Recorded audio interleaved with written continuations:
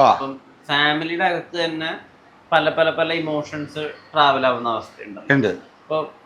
ഇപ്പൊ നിങ്ങൾ ചെയ്യുന്ന കൊച്ചി ബേസ്ഡ് ആയിട്ടുള്ള ഈ ഷോർട്ട് ഫിലിം ലവ് തീമിലാണ് ചെയ്യുന്നത്. എങ്ങനെയാ വെച്ചാൽ അടുത്തൊരു സെറ്റ് ഓഫ് ഇപ്പൊ വേറൊരു പ്ലേസിൽ നടക്കുന്ന കഥയുണ്ടെങ്കിൽ അതിന് ഹെയ്റ്റ് തീം കൊടുത്താൽ കുറച്ച് നന്നാന്ന് വിചാരിക്കുന്നത്. ഇപ്പൊ ഉദാഹരണത്തിന് നമ്മള് നെറ്റ്ഫ്ലിക്സ് എല്ലാ ഡയറക്ടേഴ്സിനും വെച്ച് ആന്തോളജി പ്ലാൻ ചെയ്തപ്പോ ഒരു സ്ഥലത്ത് ഗോസ്റ്റ് സ്റ്റോറീസ് ആണ് ചെയ്തതെങ്കിൽ അപ്പുറത്തേക്ക് പോയിട്ട് പാവൈ കഥകളാണ് ചെയ്തത്. അവര് മറ്റേ ദുരഭിമാന കൊലകളെ ബേസ് ചെയ്തുകൊണ്ടുള്ള ഫിലിംസാ അവിടെ ചെയ്തത്. ഈ ദുരഭിമാന കൊലകളും നടക്കുന്നതെല്ലാം കുടുംബത്തിനകത്താണ്. സോ നിങ്ങൾ ഇവിടെ ലവ് ചെയ്താൽ ലവിനെ ബേസ് ചെയ്ത്, ഐ മീൻ ബന്ധങ്ങളുടെ ഇടയിലത്തെ സ്നേഹത്തിനെ മാത്രം ബേസ് ചെയ്തൊരു സ്റ്റോറി ചെയ്യുകയാണെങ്കിൽ, ഇപ്പോൾ മറ്റൊരു സ്ഥലത്ത് പ്ലേസ് ചെയ്യുമ്പോൾ അതിനേക്ക് ഹെയ്റ്റിനെ ബേസ് ചെയ്തുകൊണ്ടൊരു ഫിലിം ചെയ്താൽ നോക്കുക. അതിൻ്റെ അപ്പുറത്തേക്ക് ഇതുവരെ ഫാമിലിയിലെ ആളുകൾ പറയാത്ത വളരെ ഇപ്പോൾ അൺകൺവെൻഷണൽ ആയിട്ടുള്ള ഫാമിലി ബന്ധങ്ങളെ പറ്റിയിട്ടും കൂടി ഇപ്പോൾ ചർച്ചയൊക്കെ വരുന്നുണ്ട്. ഇപ്പം ഈ അടുത്തിറങ്ങിയ നാരായണയുടെ 3 ആൺമക്കൾ എന്ന് പറയുന്ന സിനിമയുടെ അകത്ത് അപ്പോൾ കസിൻസ് എന്ന് നമുക്ക് പ്രത്യക്ഷത്തിൽ കാണുന്ന 2 ആൾക്കാർ തമ്മിൽ ലവ് ഉണ്ടായാലും എന്താ ഉണ്ടാവുക, അത് ഭയങ്കര ഇപ്പോൾ ഡിസ്കഷൻ ഇനീഷ്യേറ്റ് ചെയ്തിട്ടുള്ള ഒരു കോൺവെർസേഷൻ. അപ്പം അങ്ങനത്തെ കുറച്ച് അൺകൺവെൻഷണൽ ആയിട്ടുള്ള അൺകാനി ആയിട്ടുള്ള റിലേഷൻഷിപ്പുകളെ ബേസ് ചെയ്തിട്ട് ഒരു സെറ്റ് ചെയ്യാം. അങ്ങനെ ഫാമിലി അങ്ങനെയുള്ള ബന്ധങ്ങളും അതിനുശേഷം അവർ കല്യാണം കഴിച്ച ഒരുപാട് പേരെ എനിക്കറിയാം. സിനിമയിലുണ്ട്. ഞാൻ പേര് പറയുന്നില്ല എന്ന് മാത്രം. സിനിമയിലുണ്ട്. യെസ്.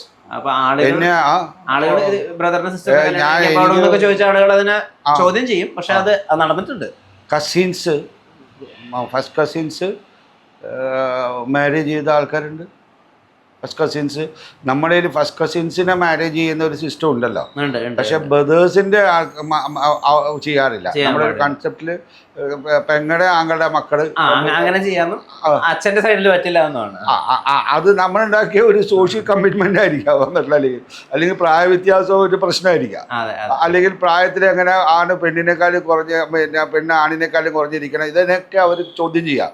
ഇതിന് ഒരു ബന്ധം ഉണ്ടാവുന്നതിന് അങ്ങോട്ട് 2 കാര്യങ്ങളാണ് ഞാൻ ആ സിനിമയിൽ എനിക്ക് വളരെ ഒരു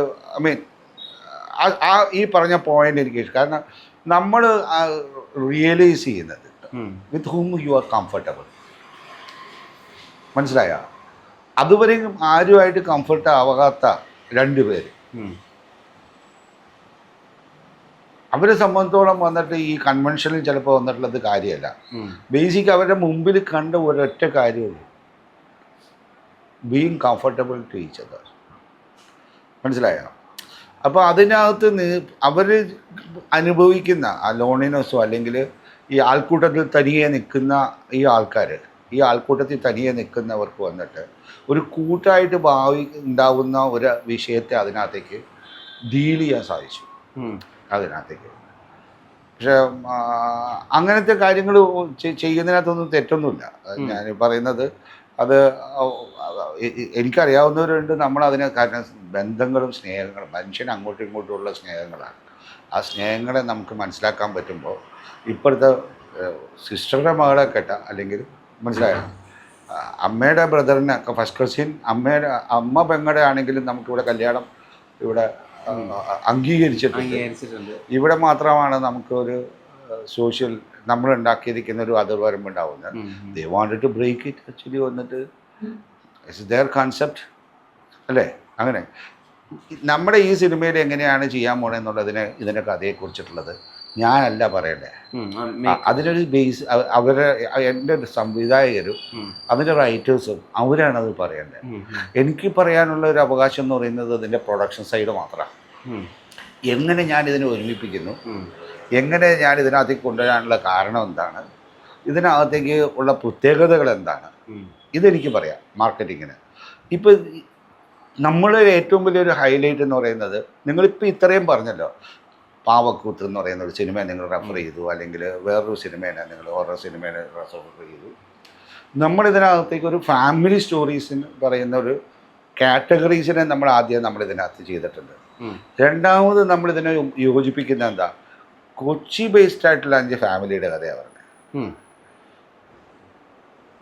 അപ്പോൾ കൊച്ചിയുടെ കൾച്ചർ ഇതിൻ്റെ ഒരു ഭാഗമാവുക.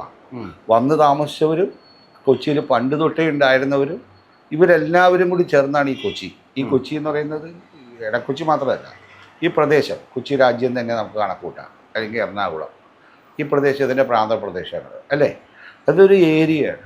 ഇവിടെ ഒരു പ്രത്യേകതയുണ്ട്. ഇവിടുത്തെ ഭക്ഷണ രീതിക്കും വന്നിട്ടുള്ളതിനകത്തേക്കും കൾച്ചറിനകത്തേക്കും എല്ലാ തരത്തിനകത്തേക്കും വേറൊരു കൊച്ചിയുടെ ഒരു റെപ്രസെൻറ്റേഷൻ കാലാകാലങ്ങളിൽ നടന്നുപോയൊരു സംഭവമുണ്ട്. അത് ഇതിനകത്തേക്ക് റിഫ്ലക്റ്റ് ചെയ്യാലോ. അതൊരു സിനിമയുടെ ആവശ്യമല്ലേ? അത് തന്നെ, അതും ഇതിനകത്തൊരു പ്രത്യേകതയായിട്ട് നിങ്ങൾക്ക് കാണാൻ പാടില്ലേ? അതല്ലല്ലോ മറ്റു സിനിമകളിൽ വന്നേക്കണേ. അല്ല, അപ്പൊ ഇതിനകത്തൊരു പ്രത്യേകത ഇതിൽ തന്നെ വന്നില്ലേ? കൾച്ചറലി സ്പെസിഫിക് ആണ് എല്ലാ സിനിമകളും. അല്ല, കൾച്ചറലി സ്പെസിഫിക് ആണ്. Culturally culture is A part of us. Culture is a part of us actually. Without, we are living within this culture and the culture is also part of us. അല്ലേ? നിങ്ങൾക്ക് മാറ്റാൻ പറ്റുമോ? എവിടെയാണ് താങ്കളുടെ വീട്? എവിടെയാണ്? തൃശ്ശൂർ. നിങ്ങൾ എന്ത് പ്രവർത്തനത്തിനകത്തേക്കും നിങ്ങളുടെ കയ്യിൽ വന്നിട്ടൊരു തൃശ്ശൂർക്കാരൻ്റെ ഒരു സംഭവം ഉണ്ടാവില്ലേ? ഉണ്ടാവില്ലേ? അത് തന്നെയാണ്. തൃശ്ശൂരൊക്കെ കൊച്ചിയുടെ ഭാഗമാണ്. പഴയ തലസ്ഥാന കൊച്ചിയുടെ ശക്തമ്പുരാന്റെ കാലത്ത് സാംസ്കാരിക പ്രൊഡക്ഷൻ സൈഡിൽ വർക്ക് ചെയ്യണമെന്ന് ചോദിച്ചോട്ടെ. ഇപ്പൊ ഫേവറേറ്റ് ഡയറക്ടറും അല്ലെങ്കിൽ ഇപ്പൊ ഒരു ന്യൂ വേവ് കൊണ്ടുവന്നൊക്കെ സാർ പലപ്പോഴും പറയുന്നത് ആഷിഖ് കപൂർ ആണല്ലോ. ആഷിഖ് കപൂറിനെ എന്തുകൊണ്ട് ഇൻക്ലൂഡ് ചെയ്യാൻ നോക്കിയില്ല? എന്തുകൊണ്ട്? ഞാൻ ആഷിഖ് കപൂറിലൂടെയാണ് ഞാൻ രണ്ടാമത് വന്നത്. ഞാൻ ആഷിഖ് കപൂറുമായിട്ട് വളരെയധികം ബന്ധമുണ്ട്, മനസ്സിലായോ? കാരണം എന്ന് പറഞ്ഞാൽ ഇടുക്കി ഗോൾഡ് ഞാൻ പലപ്പോഴും ആഷിഖെന്ന് പറയുന്നത് എൻ്റെ ഒരു ഫാമിലി സബ്ജക്റ്റാന്ന് പറയും. എന്ന് പറഞ്ഞാൽ എൻ്റെ 2 മക്കളും ഞാനും ഉണ്ട് അതിനകത്ത്. മനസ്സിലായോ?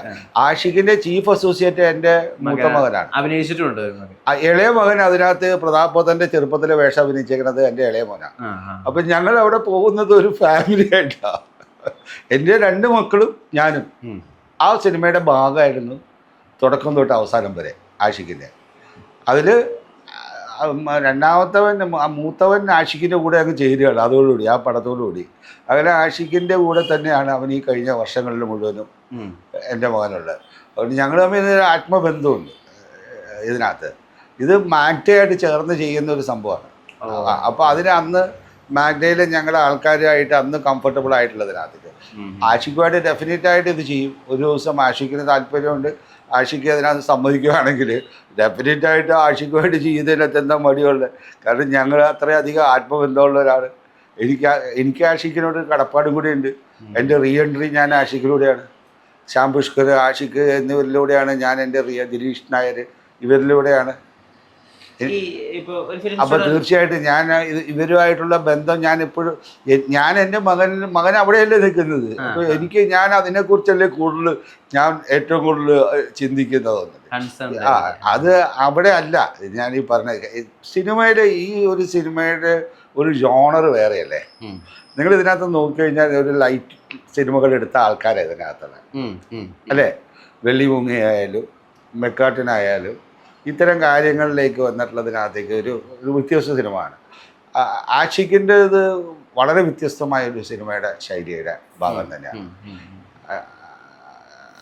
ആഷിഖിൻ്റെ അതിനകത്തേക്ക്. ഈവൻ നമ്മൾ ഫുഡെല്ലാം വന്നിട്ടുള്ള കൾച്ചർ വരെയും കൊണ്ടുവന്നത്. ഞാനിപ്പോൾ പറയുമ്പോൾ നിങ്ങൾ കൾച്ചറിനെയൊക്കെ വന്നിട്ട് ഹാൻഡിൽ ചെയ്യുന്ന ഒരു ആളും കൂടിയാണ് ശരിക്കും. ഇടുക്കിനെ ജനങ്ങളിലേക്ക് എത്തിച്ചത് തന്നെ എനിക്ക് തോന്നുന്നു ഇടുക്കി കൊണ്ട് കഴിഞ്ഞതിന് ശേഷം ഇവിടെ നിന്ന് ഒരുപാട് പേര് ഇടുക്കിയിലേക്ക് പോയിട്ടുണ്ട് യഥാർത്ഥത്തിൽ. അതേപോലെ തന്നെ ഈ തട്ടുകട ഭക്ഷണത്തിനെ കുറിച്ചിട്ടുള്ള അത് തന്നെ തട്ടിക്കുട്ട് ദോശ എന്താ ആണാ അത് തന്നെയല്ലേ അത് അന്വേഷിച്ച് നടന്ന ആൾക്കാരെ അല്ലേ. തട്ടിക്കൂട്ട് തന്നെയാണ് ഞാൻ ആ പേര് തട്ടിൽക്കൂട്ട് തട്ടിൽക്കൂട്ട് ദോശ. അങ്ങനത്തെ ഒരു സാധനത്തിനെ അന്ന് അന്വേഷിച്ച് നടന്ന ആൾക്കാരെ എനിക്ക് നന്നായിട്ട് അറിയാം. അത് പെട്ടെന്ന് അങ്ങനെയുള്ള ഒരു ഇൻട്രഡക്ഷൻ, പിന്നെ അതിന് വളരെ വ്യത്യസ്തമായ സ്റ്റോറി. ഇവരുടെ കോമ്പിനേഷൻ ശ്യാം പുഷ്കർ, ദിലീഷ് നായർ ആൻഡ് ആഷിഖ് കപൂർ വളരെ വ്യത്യസ്തമായ ഒരു കോമ്പിനേഷനായിരുന്നു ശരിക്കും മലയാള സിനിമയ്ക്ക്.